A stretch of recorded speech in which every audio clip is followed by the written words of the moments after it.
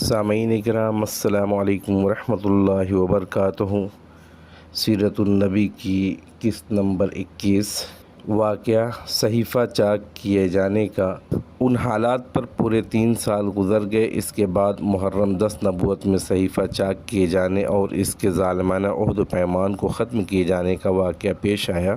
اس کی وجہ یہ تھی کہ شروع ہی سے قریش کے کچھ لوگ اگر اس عہد و پیمان سے راضی تو کچھ ناراض بھی تھے۔ انہی ناراض لوگوں نے اس صحیفے کو چاک کرنے کی تگودو کی۔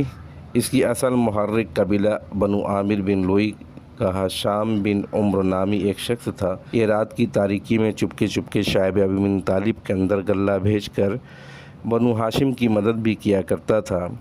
یہ زہیر بن ابی امیہ مخزومی کے پاس پہنچا۔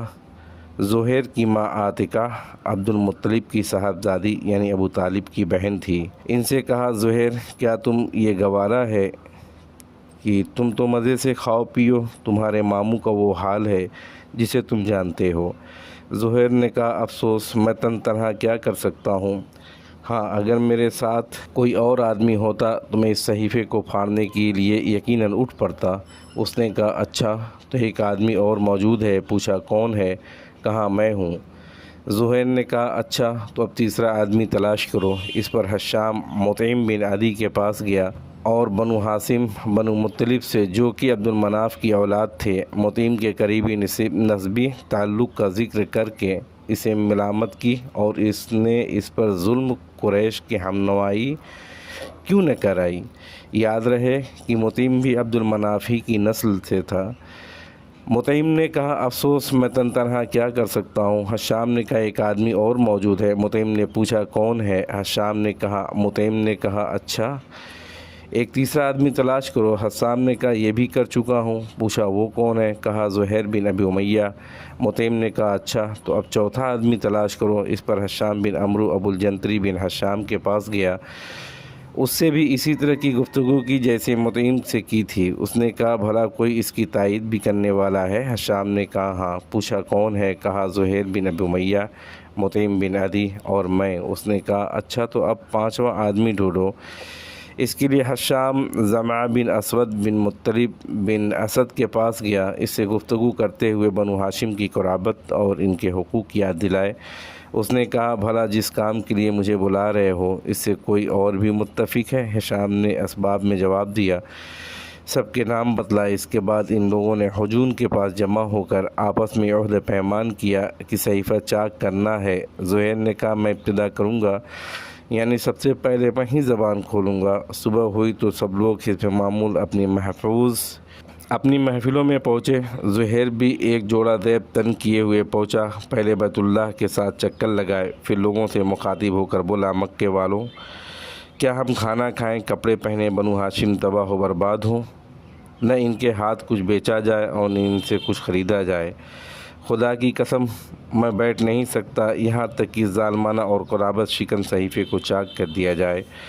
ابو جہل جو مسجد کے ایک گوشے میں موجود تھا بولا، تم غلط کہتے ہو، خدا کی قسم صحیفہ پھاڑا نہیں جا سکتا۔ اس پر زمعہ بن اسود نے کہا، بخدا تم زیادہ غلط کہتے ہو، جب یہ صحیفہ لکھا گیا تھا تب بھی ہم اس سے راضی نہ تھے۔ اس پر ابو الجنتری نے گرہ لگائی اور زمعہ ٹھیک کہہ رہا ہے، اس میں جو کچھ لکھا گیا ہے اس سے ہم راضی ہیں، نہ اسے ماننے کو تیار ہیں۔ اس کے بعد مطعم بن عدی نے کہا، تم دونوں ٹھیک کہتے ہو، جو اس کے خلاف کہتا ہے وہ غلط ہے۔ ہم اس صحیفے سے اور اس میں کچھ لکھا ہوا ہے اس سے اللہ کے حضور برات کا اظہار کرتے ہیں۔ یہ ماجرا دیکھ کر ابو جہل نے کہا، یہ بات رات میں طے کی گئی ہے، اس کا مشورہ یہاں کے بجائے کہیں اور کیا گیا ہے۔ اس دوران ابو طالب بھی حرم پاک کے گوشے میں موجود تھے۔ ان کے آنے کی وجہ یہ تھی کہ اللہ تعالیٰ نے رسول اللہ صلی اللہ علیہ وسلم کو اس صحیفے کے بارے میں خبر دی تھی کہ اس پر اللہ تعالیٰ نے کیڑے بھیج دیے ہیں جنہوں نے ظلم و ستم، قرابت، سکنی کی ساری باتیں چھٹ کر دی ہے اور صرف اللہ جل جل کا ذکر باقی چھوڑا ہے۔ پھر نبی صلی اللہ علیہ وسلم نے اپنے چچا کو یہ بات بتائی تو قریش سے یہ کہنے آئے تھے ان کے بھتیجے نے انہیں یہ خبر دی ہے، اگر وہ جھوٹا ثابت ہوا تو ہم تمہارے اور اس کے درمیان سے ہٹ جائیں گے، تمہارا جو جی چاہے کرنا، لیکن اگر وہ سچا ثابت ہوا تو تمہیں ہمارے بائیکاٹ ظلم سے باز آنا ہوگا۔ اس پر قریش نے کہا، آپ انصاف کی بات کہہ رہے ہو۔ ادھر ابو جہل اور باقی لوگوں کی نوک جھوک ختم ہوئی تو مطعم بن عدی صحیفہ چاک کرنے کے لیے اٹھا۔ کیا دیکھتا ہے کہ واقعی کیڑوں نے اس کو صفایا کر دیا ہے، صرف بسم اللہ باقی رہ گیا ہے۔ جہاں جہاں اللہ کا نام تھا وہ بچا ہے، کیڑے نے اسے نہیں کھایا۔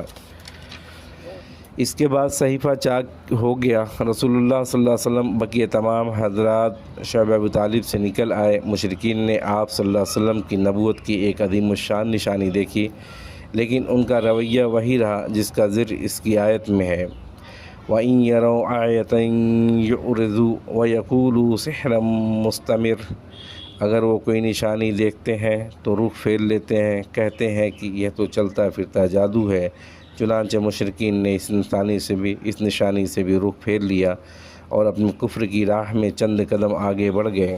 یہ ماجرا دیکھ کر ابو جہل نے کہا، یہ بات رات میں طے کی گئی ہے، اس کا مشورہ یہاں کے بجائے کہیں اور کیا گیا ہے۔ اس دوران ابو طالب بھی حرم پاک کے گوشے میں موجود تھے۔ ان کے آنے کی وجہ یہ تھی کہ اللہ تعالیٰ نے رسول اللہ صلی اللہ علیہ وسلم کو اس صحیفے کے بارے میں خبر دی تھی کہ اس پر اللہ تعالیٰ نے کیڑے بھیج دیے ہیں، جنہوں نے ظلم ستم قرابت سکنی کی ساری باتیں چھٹ کر دی ہے اور صرف اللہ جل جل کا ذکر باقی چھوڑا ہے۔ پھر نبی صلی اللہ علیہ وسلم نے اپنے چچا کو یہ بات بتائی تو قریش سے یہ کہنے آئے تھے ان کے بھتیجے نے انہیں یہ خبر دی ہے، اگر وہ جھوٹا ثابت ہوا تو ہم تمہارے اور اس کے درمیان سے ہٹ جائیں گے، تمہارا جو جی چاہے کرنا، لیکن اگر وہ سچا ثابت ہوا تو تمہیں ہمارے بائیکاٹ ظلم سے باز آنا ہوگا۔ اس پر قریش نے کہا، آپ انصاف کی بات کہہ رہے ہو۔ ادھر ابو جہل اور باقی لوگوں کی نوک جھوک ختم ہوئی تو مطعم بن عدی صحیفہ چاک کرنے کے لیے اٹھا۔ کیا دیکھتا ہے کہ واقعی کیڑوں نے اس کو صفایا کر دیا ہے، صرف بسم اللہ باقی رہ گیا ہے۔ جہاں جہاں اللہ کا نام تھا وہ بچا ہے، کیڑے نے اسے نہیں کھایا۔ اس کے بعد صحیفہ چاک ہو گیا۔ رسول اللہ صلی اللہ علیہ وسلم بقیہ تمام حضرات شعب ابو طالب سے نکل آئے۔ مشرکین نے آپ صلی اللہ علیہ وسلم کی نبوت کی ایک عظیم الشان نشانی دیکھی، لیکن ان کا رویہ وہی رہا جس کا ذکر اس کی آیت میں ہے۔